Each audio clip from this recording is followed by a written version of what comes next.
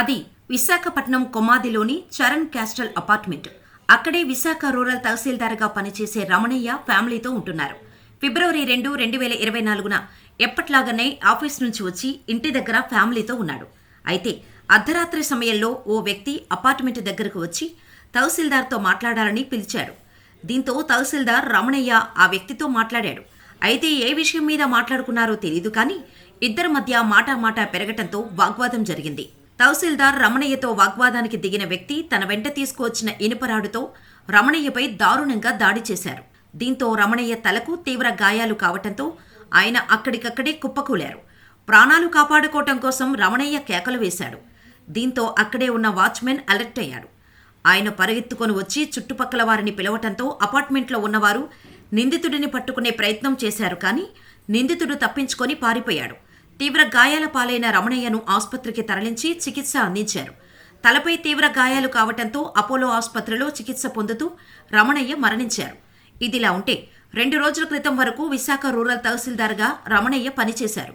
రమణయ్య విధి నిర్వహణలో చాలా నిజాయితీగా ఉండేవాడని ఆయనతో కలిసి పనిచేసిన సహోద్యోగులు చెబుతున్నారు. అసలు తహసీల్దార్ రమణయ్యను హతమార్చింది ఎవరు? రమణయ్యకు అతనికి మధ్య ఉన్న గొడవేమిటి? రమణయ్యపై దాడి చేసింది ఏదైనా ల్యాండ్ మాఫియానా అనే దానిపై పోలీసులు దర్యాప్తు చేస్తున్నారు. ప్రశాంతంగా ఉండే వైజాగ్లో ఈ ఘటన ఒక్కసారిగా కలకలం సృష్టించింది. నిందితుడిని పట్టుకోవటానికి పోలీస్ కమిషనర్ రవిశంకర్ ప్రత్యేక బృందాలను రంగంలోకి దించారు. సీసీటీవీ ఫుటేజ్ ఆధారంగా ఈ కేసులో కీలక దర్యాప్తును కొనసాగిస్తున్నారు. కుటుంబ సభ్యుల నుండి వివరాలు సేకరించడంతో పాటు రమణయ్య మొబైల్ ఫోన్ నుండి కూడా కీలక సమాచారాన్ని సేకరిస్తున్నారు. రాజధానిగా వైజాగ్ను ప్రకటించినప్పటి నుంచి ల్యాండ్ మాఫియా ఆగడాలు పెరిగిపోయాయని, ఖాళీ స్థలం కనిపిస్తే చాలు కబ్జా చేయడానికి చూస్తున్నారని ఆరోపణలు వస్తున్నాయి. ఈ క్రమంలో ఏకంగా తహసీల్దార్నే హత్య చేశారు అంటే పరిస్థితి చేయి దాటుతుందని కొందరు అంటుంటే, వ్యక్తిగత కారణాలతోనే హత్య జరిగి ఉంటుందని మరికొందరు అంటున్నారు. సీసీ ఫుటేజ్లో ఇద్దరూ గొడవ పడటం స్పష్టంగా రికార్డైంది. దీంతో ఇదివరకే ఇద్దరికీ పరిచయం ఉన్నట్టే కనిపిస్తోందనే అనుమానాలు వ్యక్తమవుతున్నాయి. అసలు ఇద్దరి మధ్య ఉన్న సంబంధం ఏంటి, ఏ విషయంలో వారు గొడవ పడ్డారు అనే దానిపై పోలీసులు ప్రత్యేకంగా దృష్టి సారించారు. నిందితుడు ప్లాన్ ప్రకారమే దాడి చేశాడని సీసీ ఫుటేజీ ద్వారా తెలుస్తోంది. ఎందుకంటే ఆ గొడవేదో క్షణికావేశంలో జరిగినట్టు కనిపించడం లేదు. ప్రీ ప్లానెడ్గా దాడి చేయటం కోసమే వచ్చినట్టుంది. కేవలం మాట్లాడి వెళ్ళిపోదాం అనుకున్న వ్యక్తి కూడా ఐరన్ రాడ్ అయితే తీసుకురాడు కదా. అసలు ప్రాణాలు తీసేంతగా ఒక తహసీల్దార్కి మరొక వ్యక్తికి మధ్య ఏం గొడవ జరిగి ఉంటుంది అన్నది ఇప్పుడు మిస్టరీగా మారింది. మరి పోలీసుల దర్యాప్తులో ఏం తేలుతుందో చూడాలి.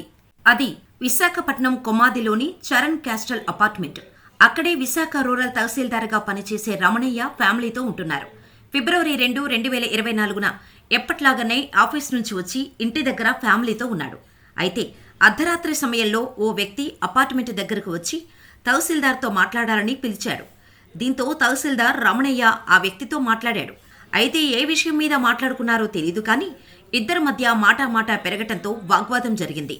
తహసీల్దార్ రమణయ్యతో వాగ్వాదానికి దిగిన వ్యక్తి తన వెంట తీసుకువచ్చిన ఇనుపరాడుతో రమణయ్యపై దారుణంగా దాడి చేశారు. దీంతో రమణయ్య తలకు తీవ్ర గాయాలు కావటంతో ఆయన అక్కడికక్కడే కుప్పకూలారు. ప్రాణాలు కాపాడుకోవటం కోసం రమణయ్య కేకలు వేశాడు. దీంతో అక్కడే ఉన్న వాచ్మెన్ అలర్ట్ అయ్యాడు.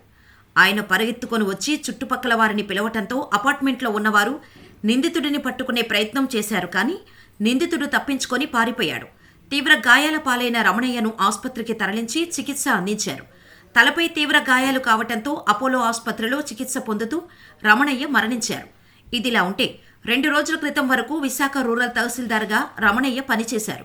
రమణయ్య విధి నిర్వహణలో చాలా నిజాయితీగా ఉండేవాడని ఆయనతో కలిసి పనిచేసిన సహోద్యోగులు చెబుతున్నారు. అసలు తహసీల్దార్ రమణయ్యను హతమార్చింది ఎవరు? రమణయ్యకు అతనికి మధ్య ఉన్న గొడవేమిటి? రమణయ్యపై దాడి చేసింది ఏదైనా ల్యాండ్ మాఫియానా అనే దానిపై పోలీసులు దర్యాప్తు చేస్తున్నారు. ప్రశాంతంగా ఉండే వైజాగ్లో ఈ ఘటన ఒక్కసారిగా కలకలం సృష్టించింది. నిందితుడిని పట్టుకోవటానికి పోలీస్ కమిషనర్ రవిశంకర్ ప్రత్యేక బృందాలను రంగంలోకి దించారు. సీసీటీవీ ఫుటేజ్ ఆధారంగా ఈ కేసులో కీలక దర్యాప్తును కొనసాగిస్తున్నారు. కుటుంబ సభ్యుల నుండి వివరాలు సేకరించడంతో పాటు రమణయ్య మొబైల్ ఫోన్ నుండి కూడా కీలక సమాచారాన్ని సేకరిస్తున్నారు. రాజధానిగా వైజాగ్ను ప్రకటించినప్పటి నుంచి ల్యాండ్ మాఫియా ఆగడాలు పెరిగిపోయాయని, ఖాళీ స్థలం కనిపిస్తే చాలు కబ్జా చేయడానికి చూస్తున్నారని ఆరోపణలు వస్తున్నాయి.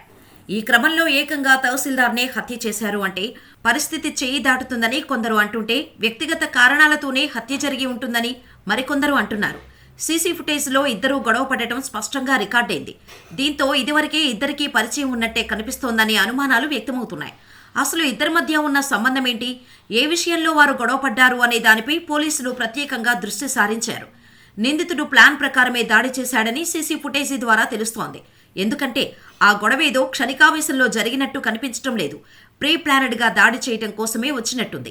కేవలం మాట్లాడి వెళ్ళిపోదాం అనుకున్న వ్యక్తి కూడా ఐరన్ రాడ్ అయితే తీసుకురాడు కదా. అసలు ప్రాణాలు తీసేంతగా ఒక తహసీల్దార్కి మరొక వ్యక్తికి మధ్య ఏం గొడవ జరిగి ఉంటుంది అన్నది ఇప్పుడు మిస్టరీగా మారింది. మరి పోలీసుల దర్యాప్తులో ఏం తేలుతుందో చూడాలి.